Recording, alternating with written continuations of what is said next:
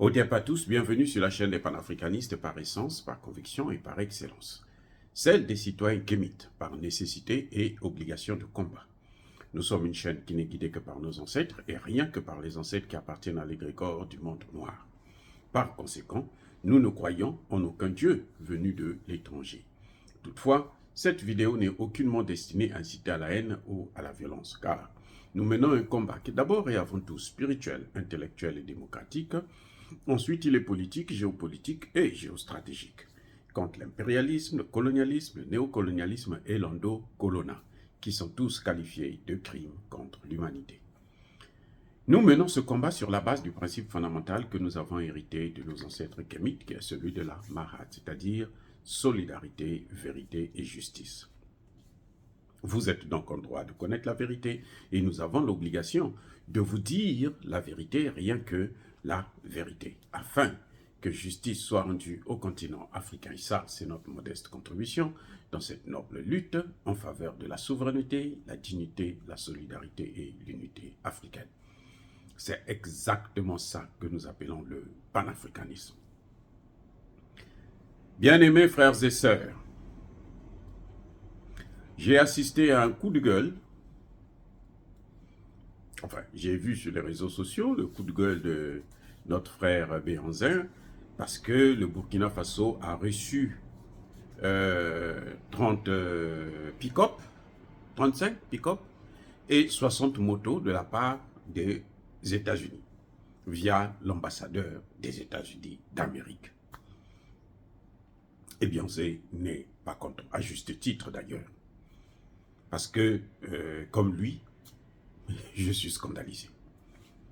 Je suis scandalisé de constater que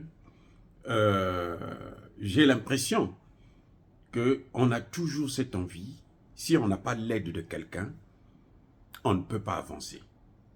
Et c'est bizarre que le Burkina Faso, qui est un modèle d'indépendance et de souveraineté, puisse se rabaisser à ce niveau. C'est très bizarre. Moi, je ne comprends pas. Je suis désolé, j'aime beaucoup, j'aime bien le président Traoré, mais quand je vois des choses comme ça, je suis triste. Parce que le même président Traoré, on n'avait jamais vu ça au Burkina Faso, le même président Traoré, a ouvert une usine de transformation de tomates avec l'argent du contribuable burkinabé. Donc, il a dit tout à l'heure, il n'y a pas longtemps, qu'il achète des armes là, que vous voyez sophistiquées là, avec l'argent du contribuable. Le Premier ministre est passé aussi sur les antennes de radio et de télévision burkinabé pour expliquer à qui voulait l'entendre qu'ils ont fait des économies de plus de 24 milliards. Donc, le président a conclu, et je suis d'accord avec lui, que c'est d'abord un problème de gestion. Pourquoi encore aller tendre la main? Pourquoi accepter des cadeaux empoisonnés? Pourquoi se faire ridiculiser pour des petites choses comme ça, des miettes? Ce qui ne servira même pas pour faire la guerre. Parce que ce qu'on leur donne, là, les motos là, ça je pense que ce sont les motos qu'ils n'ont pas pu donner aux terroristes parce que en fait, les terroristes utilisent des motos, des pick-up. Donc c'était destiné aux terroristes, mais comme certainement que l'armée les a massacrés, alors ils prennent, ils donnent. Et ici aux États-Unis, on dit, M. Traoré, ici aux États-Unis, on fait passer sur les réseaux que, on a aidé le Burkina Faso dans la lutte contre le terrorisme. On n'a jamais dit que les terroristes, ce sont eux qui ont amené ça. Ce sont eux qui ont amené le terrorisme au Burkina Faso, au Mali, au Niger. Et maintenant, ils sont en train d'envoyer ça au Togo, en Côte d'Ivoire, au Bénin, un peu partout, pour qu'ils puissent justifier leur intervention, parce que sous prétexte qu'ils viennent nous aider, alors que c'est leur travail, ce sont eux qui font de véritables pompiers pyromanes. Donc là, du coup, le président Traoré doit tirer les oreilles à son équipe. Parce que, bon, c'est pas lui-même qui était là, c'était le chef de la police qui était C'était la fête parce que on est venu lui donner des putains de motos de merde. Ça, c'est incroyable. Comment on montre bien l'exemple de ce qui peut être fait sans ces gens-là. Attendez, je vais vous donner la meilleure. La meilleure. Là, au Niger, là, à Agadez, au Niger, il y a la plus grande base militaire américaine de drones en Afrique. Donc, ils ont tout un tas de drones. Maintenant, question. Combien de drones ils ont donné au Niger, qui les a accueillis depuis près de 10 ans? Depuis 2015, hein, qu'il y a eu le contrat. Mais ils sont là avant. Le contrat a été signé en 2015, les accords. Mais ils sont là avant 2015. Ils n'ont jamais donné. Moi, je n'ai pas vu un seul drone que les États-Unis ont donné au Niger. Que le président Traoré nous montre les drones que les États-Unis ont donnés au Burkina Faso. Pour dire que non, nous voulons vous aider dans la lutte contre le terrorisme. Est-ce que le Burkina Faso est en train de mener la guerre contre le terrorisme avec des motos et des pick-up? Non. La guerre contre le terrorisme, là, ce sont des obus, ce sont des drones, ce sont des hélicoptères, ce sont des avions de combat. Parce que c'est une guerre. Ce n'est pas un jeu vidéo. On n'est pas à Hollywood, hein. On est en guerre réelle. Donc, il y a quand même un problème. Un problème là. Le Burkina Faso doit arrêter de jouer à ce jeu. Parce que c'est dangereux. Chaque fois que quelqu'un vous donne une aide, vous lui êtes redevable d'une manière ou d'une autre. Sur le plan spirituel surtout, vous êtes redevable. Et vous perdez une partie de votre souveraineté, de votre indépendance. Il ne suffit pas de chasser les Français. Vous chassez les Français, vous êtes les bons amis des Américains, mais vous avez toujours les Français avec vous. Parce que eux, là, quand ils sont venus pour coloniser l'Afrique, ils sont venus en masse. C'est-à-dire toute l'Europe. Quand ils disent, ben attendez, vous vous souvenez de 1885, le partage de l'Afrique. C'était toute l'Europe, ils étaient tous là. Donc, il faut arrêter ce genre de choses-là. Parce qu'il y a des choses que nous voyons visibles, il y a des choses qui sont invisibles. Dans le monde invisible, là, eux, ils vous ont donné de l'aide. Ils vous ont accordé de l'aide. Ils vous ont aidé. Et ces gens-là, ils ne travaillent pas comme nous, où on se dit, on doit oublier toute notre spiritualité pour compter seulement sur la réalité que nous voyons. Non, eux, ils travaillent aussi sur ça. Les présidents américains, ils ont des gens qui voient pour eux, qui jouent des cartes pour eux. Bon, je vais prendre tes décisions, comment on va faire? On vérifie. Oh, c'est bon, tu peux aller. Eh oui. Il y a une autre chose, c'est que j'ai constaté aussi que les Burkinabés, en tout cas les autorités, notamment militaires, ils tissent des liens n'importe comment avec le Rwanda. On se dit, bon, le Rwanda, c'est... Il y a des gens qui disent que le Rwanda a une armée efficace. Quelle armée efficace? Le Rwanda n'a pas une armée efficace. Non, c'est une armée de criminels. Regardez au Congo démocratique, 15 millions de morts. Donc, monsieur Traoré, quand vous vous alliez au Rwanda, vous êtes en train, c'est comme si vous encouragez le Rwanda à faire ce qu'il est en train de faire. Aujourd'hui, le Rwanda est en train de déstabiliser toute la région. Il attaque même le Burundi. Le Burundi a fermé la frontière avec le Rwanda. Et c'est quelqu'un comme ça que vous fréquentez. Enfin, vos hauts gradés fréquentent. Il y a quelque chose. Quel modèle vous pouvez... Parce que le Rwanda, c'est les États-Unis. Tout ce qu'ils font là. États-Unis, Angleterre. Et France même d'ailleurs. Même la France aussi. Le Rwanda là de Kagame. Vous avez vu comment ils ont pris une Rwandaise, on l'a propulsée à la francophonie, alors que le Rwanda n'est plus un pays francophone, alors que le Rwanda était sorti de la francophonie, alors que le Rwanda ne payait plus les contributions de la francophonie. Mais quand même, on l'a pris, on l'a mis là, parce que les Français aussi aident le Rwanda à faire ce qu'il est en train de faire au Congo démocratique. Et vous, en vous alliant avec eux, c'est que vous êtes en train, d'une manière ou d'une autre, de les encourager. Oui, c'est ça que ça veut dire. Et il faut toujours éviter d'avoir de mauvaises fréquentations. Ça, je l'ai appris plutôt de ma mère. Quand je grandissais, ma mère, quand elle voyait un ami qui n'était pas très sérieux, fumait la cigarette, on parlait de lui dans le quartier, ce qu'il faisait de mauvais, ainsi de suite. Quand cet ami-là venait me voir à la maison, ma mère le chassait. Et oui, elle dit non, non, toi je ne veux pas te voir ici jamais.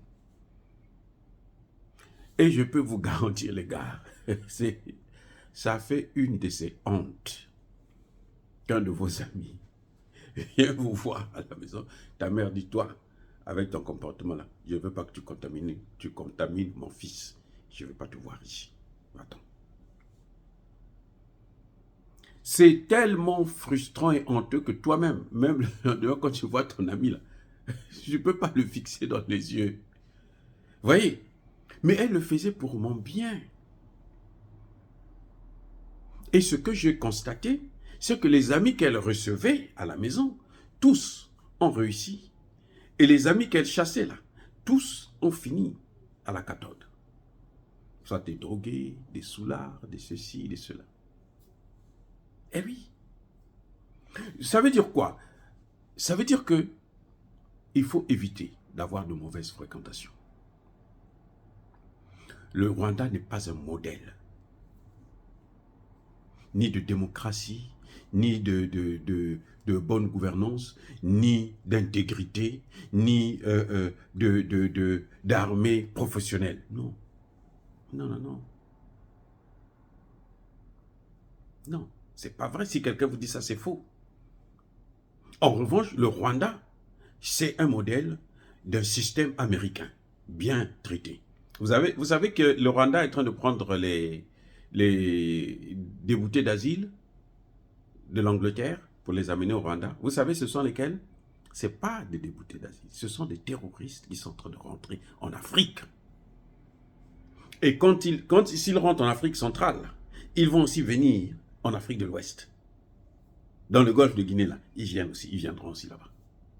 Le même Rwanda que vous aimez, que vous croyez que non, le Rwanda, ils ont une police de ceci, où on ne respecte pas les droits de l'homme, alors que le pays n'est pas en guerre, où on a oublié que c'est Kagame qui avait autorisé qu'on puisse bombarder l'avion d'Abiyarimana, et donc il est responsable de ce génocide de 1994.